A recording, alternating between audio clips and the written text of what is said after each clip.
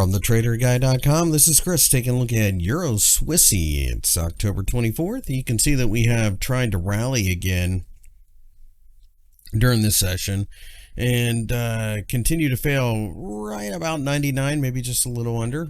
You can see that this is an area that's been somewhat important as of late.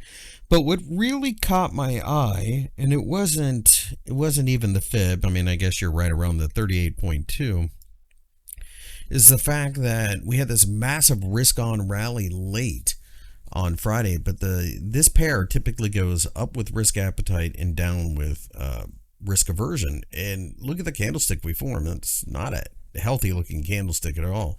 Yes, it's green, but it's not as positive as one would expect given the price action that we saw. So with that in mind, I'm taking a look at this, and on a break of the last couple of days, I'm willing to short this pair. Makes a certain amount of sense. We know that there are a lot of problems in the European Union.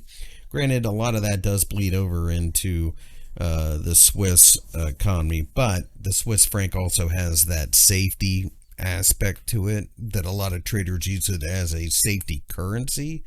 So with that in mind, I'm going to wait and see if we can get a little bit of a breakdown. I guess you could call 98 by proxy.